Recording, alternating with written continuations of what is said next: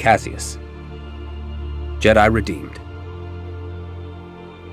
Chapter 9. Though still quietly mourning the passing of Rondo, Caseus felt a slight resurgence in his sense of purpose as the days continued.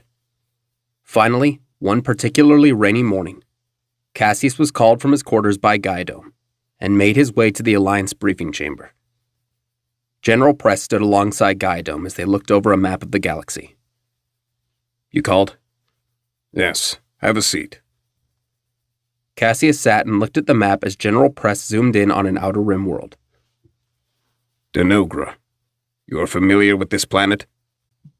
Yes. It was a planet under Confederacy control during the Clone Wars. What about it? After the war ended, a few Confederacy strongholds were left abandoned, deemed of little use by the Empire. One such stronghold still remains on Denogra, assuming that scavengers haven't torn it apart, which is doubtful considering the inhospitable climate of the planet. There may be valuable resources that we can repurpose for our fight. You will accompany Gaidom and his men to Denogra and salvage as much useful material as you can. What kind of material? The Separatists on Denogra stockpiled many resources to aid their droid armies. Deadlanite, power packs, and anything else useful you can get your hands on. What about Rondo's contacts? We have top men looking into the list as we speak. We have to be sure that the intel is reliable before we make any decisions. I promise you that it's reliable. Caseus, you might have known Rondo well, but we didn't. Any reason we have to trust him stems from your shared history with him. That's hardly enough for me to send our spies all across the galaxy to find them. Then I'll go. After we finish on Denogra, I'll go and speak to some of these people. You remember that you are under our orders until you have completed your missions with Gaidom. Even if we allowed you to go, I was under the impression that you were done with this conflict. I am. But Rondo trusted these people to join in your fight. The least I can do is see to it that he didn't die for nothing. Gaidom looked to General Press, who nodded and scratched his chin. Very well. Head to Denogra and take care of business there first. After that, report back here and we'll send you to find a few of these people. All right. When do we head out? 2 hours. Gather what you need. Caseus nodded and left the chamber. Relics from the Clone Wars. He remembered a time when battle droids, Dravok, and four-armed cyborgs were his biggest concerns. At this point, he would gladly take all three over hiding beneath the Empire's radar. Upon returning to his quarters, he gathered his gear. There was just one problem. He had no weapon. He didn't know if he would need it where he was going, but the last time he lost his weapon, he spent the next several years being tortured in a hole on Kessel. He would need to speak to Gaidom about this. At the very least, he didn't seem upset as he had been previously. Still, there was no guarantee that he would get his lightsaber back. Before he left, he stopped and looked back to the holocron on his desk. Picking it up slowly, he caressed the cold metal. He thought of Sarah, Master Takai, Corbin, Liara. That cold shiver ran down his spine again. He closed his eyes, concentrating. Someone was thinking of him as well. Vader. It had to be. Caseus didn't know how many other Jedi were left outside of himself and Gaidom at this point. But he knew that as long as he lived, Vader would be looking for him, and any other Jedi who had managed to escape their fate. You ready? Caseus slightly jumped at the interruption and turned to face Gaidom. I'll be right out. As Gaidom left, Caseus took one more look at the holocron and put it away inside his desk. Heading to the hangar, Caseus found Gaidom talking to an engineer. Gaidom, I need to talk to you. What is it? We need to get going. I'm going on this mission unarmed. I need my lightsaber back. Gaidom looked down at the floor and back to Caseus. I know you're trying to do the right thing. I don't doubt that.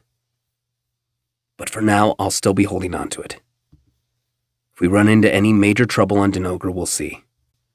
Guidome, I've already apologized to you, and I've agreed to see these missions through and help track down new allies for the rebellion. What more do you want from me? Do you really doubt me that much? I don't doubt you, Caseus. I doubt your judgment. Everything that happened to you, not just on Kessel or that business after Bakura. I've never seen anyone as stressed and pushed to breaking as you. You remember what happened to Corbin when he was pushed too far. I want to believe that won't happen, but I've been wrong before. Let's take care of our business on Denogra and we can talk. Until then, take this. Guidome reached into his holster and pulled out a beat-up blaster and handed it over. A blaster? That's it? A K-16 Briar pistol. Don't get fooled by its size. It packs a punch. Caseus took the pistol inside, slipping it into the leather pocket on the side of his jacket. Let's go. Wait up! Pip came running over with a box of spare parts. You're coming with? Yeah! All this rain is doing a number on my joints. This will be just like old times, Captain. Caseus looked at Guidome, who shrugged as they stepped on board Guidome's shuttle, where a few rebel troops were sitting. Can this thing get us there in one piece? Looks more like a cargo freighter than a passenger ship. It is a cargo freighter. 2 Jedi traveling through the Perlimian trade route? Low profile is the name of the game on this one. As the shuttle took off into the sky, Caseus looked out the viewport and saw Sanja standing below, staring as they departed into the atmosphere. Call it a hunch, but I don't think your wife cares much for me. Can't imagine why. Give it time. She'll come around. Doubtful. Denogra. How do we know this Separatist facility hasn't already been looted? When the Empire shut down the production of battle droids in the Separatist strongholds, most of the larger ones were raided and destroyed. Lucky for us, though, Denogra was deemed of little worth in resources or military use. Anything we find down there, no matter how small, will help our cause. Sometimes the small stuff makes a big difference, right? Caseus laughed quietly. You're a prime example of that, aren't you, Pip? Hey! What? It's a compliment. Ha ha! Enough chatter. The sooner we get there, the sooner we can get this done. Making the jump to light speed. Caseus sat down as the stars stretched around the viewport. Before long, they were well on their way. Okay, shouldn't take us more than a few hours to get there. I'm gonna get some rest in the cargo bay. Had a late night. As Guidome departed to the cargo bay and the other rebels spoke amongst themselves, Caseus sat at a small table thinking about his plans when this was all over. He was through with war. Through with fighting a battle he saw no end to. At the same time, Rondo's final act was to bring contacts for possible rebellion recruits. If even someone like Rondo saw the importance in fighting back, what did that say about himself? At the very least, he knew he had to see that those contacts were met. He would see that mission done before he made any final decisions. Well, it's gonna be a little while, Captain. Feel like a game of Pazak? Caseus raised an eyebrow. Pazak? Do people still play that game? I do. Helps keep the old processor functioning. Come on, it'll be fun. Caseus smiled. It had been a while since he was able to unwind in any manner. Sure. Why not? You got a deck? Pip reached into the compartment beneath the table and pulled out an old Pazak deck. It was missing a few cards, but it would work well enough. You know the rules, right? Try to hit 20 without going over. Simple enough. You go first. Okay. Drawing a 10, Pip laughed. Ha! 10 already. This'll be a cinch. Caseus drew a 4, as Pip drew an 8. I'll stay right there at 18. Try to beat that. Caseus smiled. Overconfidence only makes defeat more embarrassing, Boltbrain. Caseus drew a 6, then a 7. 17. Careful, Captain. You're playing a risky game. Caseus smiled with confidence and drew a 3. That's 20. I win this one. Dang it! You got lucky. Let's go again. Caseus nodded as they spent the next hour going back and forth in Pazak. As crazy as it was, it had been so long since Caseus had taken the time to just sit and enjoy simple pleasures. Something as basic as a game of Pizzac with a friend. It was enough to lift his spirits, if only a little bit. Looks like you win, Captain. Now that I know how you play, though, you don't stand a chance next time. We'll see. Thanks, Pip. I enjoyed that.